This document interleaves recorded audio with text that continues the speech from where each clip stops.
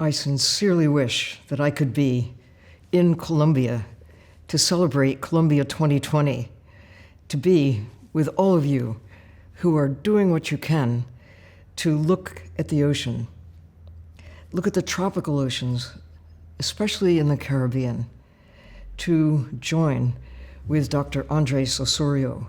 and CEMarin, celebrating 10 years of research, of trying to work with communities, with the government, scientists, to understand what we can do at this critical point in time, to look for the next 10 years, this ocean decade, when people around the world are really focusing on trying to explore and understand the ocean relative to humankind. So much of the ocean is still a mystery. Maybe 10% has been mapped and seen and evaluated, and that's true everywhere. But of particular concern is the Caribbean Sea, where looking at the problems that are now upon us based on not knowing how much could be taken out of the ocean, not knowing the effects of the changes in temperature and climate. Around the world, about half the coral reefs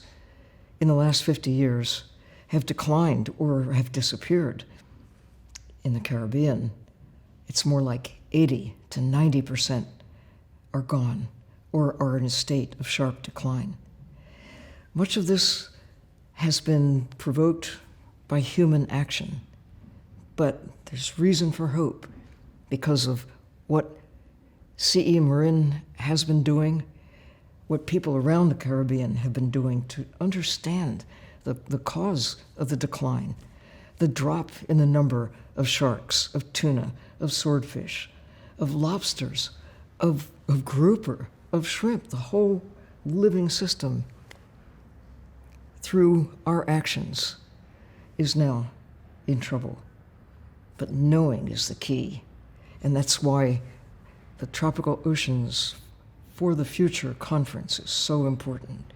to bring together the knowledge that we now have about, okay, we know how to take, but what can we now do to recover, to restore? If we didn't know what the problems are, that would be a really big problem. But the power of knowing is what now is cause for hope. The things that are now within our grasp to protect large areas of the sea, where we give fish a break, to give the creatures who live there a chance to recover as a method that will take us from a time of decline to a time of recovery. It is happening, not just in the countries around the Caribbean, but around the world, to realize that on the land and in the sea, to respect the power of mangroves, the power of marshes, seagrass meadows, of healthy reefs, where we just work with nature and give the life in the sea a break, time to recover. I wish I could be there to learn from you and to celebrate with you this new understanding that now exists, and to launch the next 10 years of working together, using our mighty powers of knowing,